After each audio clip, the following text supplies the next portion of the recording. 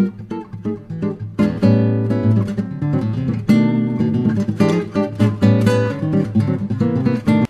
this is Bill with Got You Covered. Welcome to another edition of our do-it-yourself video blogs.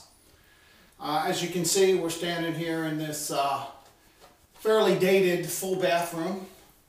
We've been asked to come in, take a look at this, and see what we can do to update it, give it a facelift, if you will, freshen it up on a very small budget. Normally, maybe you'd think about coming in here and just completely gutting this thing and starting over. However, we just can't in this situation, and frankly, it's in pretty good shape. It's just dated. It's not what's popular and hot today. So basically what we've got is we had wallpaper on the walls.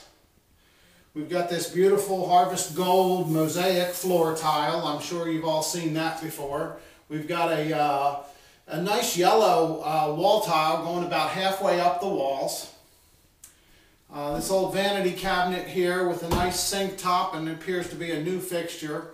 Some dated lighting fixtures, old glass shower doors on the tub. So what we're thinking is to freshen this place up, we're going to do a number of things, one of which is going to be to refinish this old vanity cabinet. This home is probably 30 to 50 years old, and one of the things that I do like about working with these older homes is that the fixtures and cabinetry and things in them are of very high quality. This is a solid wood cabinet. They didn't use a whole lot of particle board and laminate products back then. It's a painted surface. We intend to paint it. We're not completely sure what we're going to do with this bathroom, but previous experience, because we've done a lot of these, tells me that, you know, what goes well with this yellow is a nice light gray. So for sure we're going to upgrade the lighting fixtures. We're going to put some new shower doors on, probably paint the walls and the ceiling a light gray color, and we're going to refinish this vanity in black. So stay tuned to see what we do and how we make out with this bathroom. But then we're also going to go into some details about how you can take a seemingly useless piece of furniture and turn it into a brand new looking piece. Saves a lot of time and money. So stay tuned. Okay, we're back. I wanted to take a minute and pull out all of the tools we're going to need to do this project. So before we get started, let me go over those a little bit. Basically, you need a drill gun, screw gun, or even just a hand screwdriver. Some basic hand tools here: scrapers, a putty knife, a regular screwdriver, just a basic palm sander here with a couple different grits of sandpaper. We'll probably use an 80 grit and then a 150 grit sandpaper. Don't forget basic safety equipment here. We have goggles and a respirator. Remember, this home is 30 to 50 years old. We may have some lead paint here, I'm not sure. So we always want to protect ourselves against that. This gadget here in front of me, this is the paint sprayer we're going to be using. This is an HVLP paint sprayer, which stands for high volume, low pressure. This is the perfect kind of spray gun for this application. It gives you a nice even finish. It doesn't have a lot of overspray. You won't get paint all over the place using one of these guns here. If one chose to, we're just doing one small vanity cabinet in a bathroom. If you could get the right color in a spray paint, you might be able to get away with using spray paint out of a can. However, you're going to get a much better finish and a much better job overall using one of these. If you don't have one or know anybody who has one, you can rent them at most rental supply companies. The first step in finishing this cabinet is we're going to be removing all the doors and drawers and taking all of the hardware off of all of them. I like to use a Ziploc baggie or something, put all the hardware in.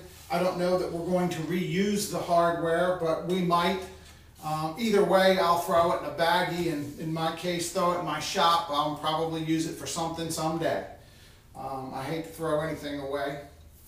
But this cabinet's in pretty good shape. It's already a painted surface, and we intend to paint it.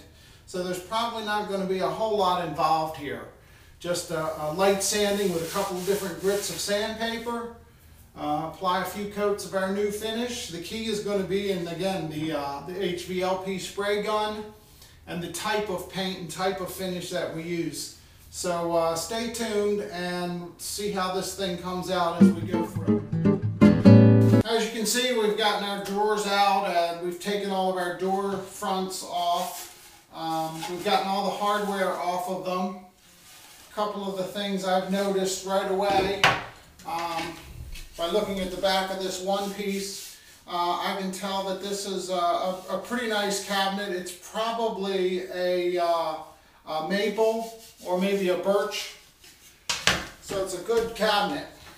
One of the things I did that you didn't see me doing in the video, it's always a good idea. You probably can't see it on the camera, but somewhere obscurely on the back of the doors, I labeled them 1, 2, and 3 in this case. I tend to go left to right because I'm left-handed and that's how I read. So I put a 1, 2, and a 3 on the back of the cabinet doors. That way when I go to put them back on, I kind of have them in the same order.